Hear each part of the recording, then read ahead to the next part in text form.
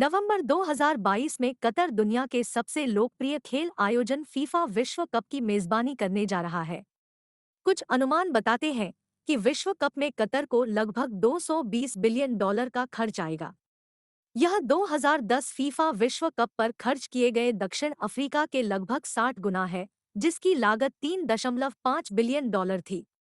इतने बड़े पैमाने पर होने वाले आयोजन के परिणामस्वरूप यह कोई आश्चर्य की बात नहीं है कि कतर संभावित रूप से ऐसे कई लाभ प्राप्त कर सकता है जो खेल उद्योग के दायरे से बहुत आगे तक फैले हुए हैं।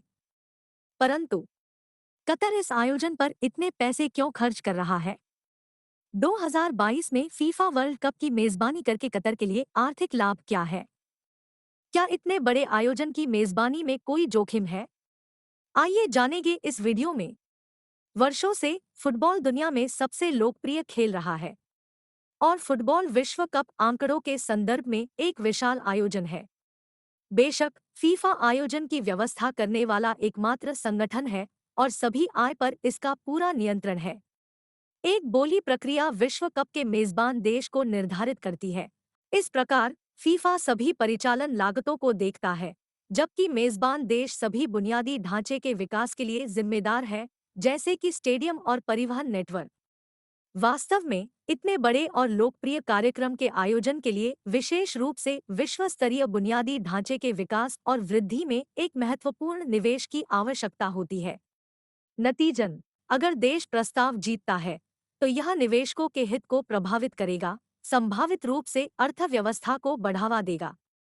तो चलिए अब बात करते हैं कुछ रोचक तथ्यों के बारे में। कतर मध्य पूर्व देशों में फीफा विश्व कप की मेजबानी करने वाला पहला देश होगा। कुछ लोग फीफा को पुरुषों के फुटबॉल विश्व कप की मेजबानी के लिए कतर को एक जोखिम भरा निर्णय मानते हैं।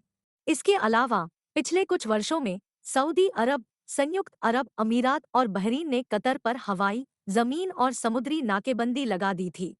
नतीजन, देश के लिए अधिकांश विकास कार्यों को लागू करना मुश्किल हो गया था।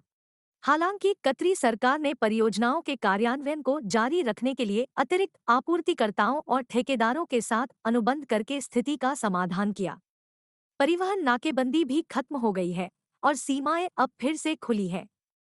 नवंबर में कतर में होने वाला विश्व कप फाइनल किसी भी अन्य के विपरीत नहीं होगा और उपद्रवी समर्थकों से मुकाबला करने के लिए पर्याप्त आवाज प्रदान करने से लेकर आयोजकों के सामने आने वाली तार्किक चुनौतियां केवल बढ़ेंगी।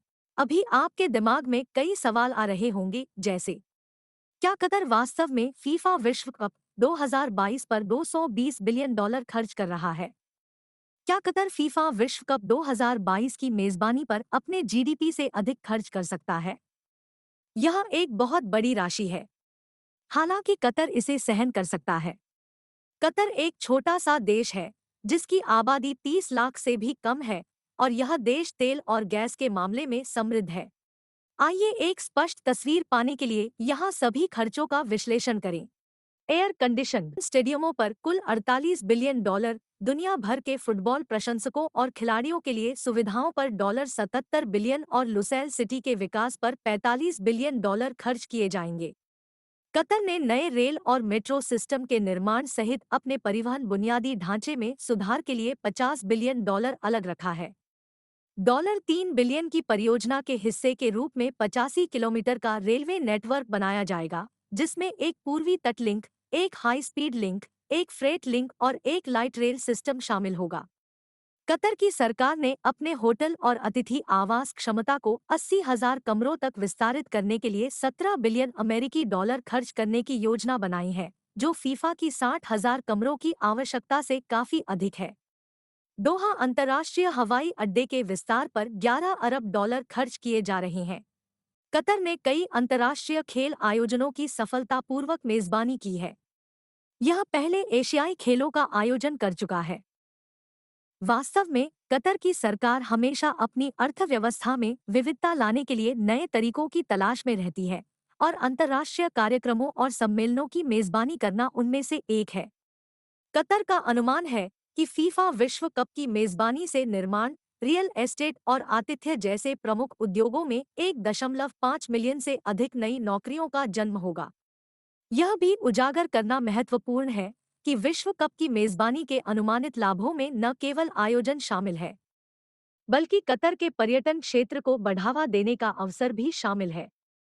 विश्व कप के बाद पर्यटकों की अनुमानित संख्या 35 लाख से ऊपर चढ़ने की उम्मीद है, जो 2030 तक 7.4 मिलियन तक जा सकता है। जैसा कि हम देख सकते हैं, सेवा और खेल उद्योगों के विकास में आर्थिक विकास की काफी संभावनाएं हैं।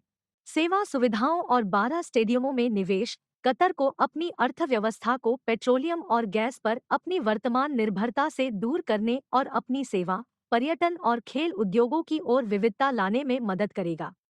इसलिए अब जब हम इतने बड़े आयोजन की मेजबानी के सभी लाभों को जानते हैं, तो आप शायद सोच रहे होंगे, क्या इसमें कोई जोखिम भी शामिल है? 2022 विश्व कप के लिए कतर की तैयारियां विवादों से भरी रही हैं।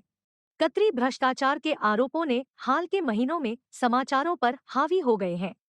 कई लोगों का मानना है कि विश्व कप की उनकी मेजबानी फीफा और अन्य राजनीतिक अधिकारियों को रिश्वत दिए जाने से जुड़ी हुई थी। विश्व कप स्टेडियम बनाने में लगे निर्माण श्रमिकों की मौजूदा स्थिति ने मानवाधिकारों के गंभीर मुद्दों को उठाया है। कतर ने प्रवासी श्रमिकों के लिए अपनी सुरक्षा और जीवन स्तर में सुधार करने की कसम खाई है, लेकिन नीतियों को अभी तक लागू नहीं किया गया है और मानवाधिकार समूहों को इन दावों पर संदेह है। 2022 विश्व कप प्रीमियर लीग के शेड्यूल से टकराएगा, जिससे कई फुटबॉल प्रशंसक नाराज हो जाएंगे।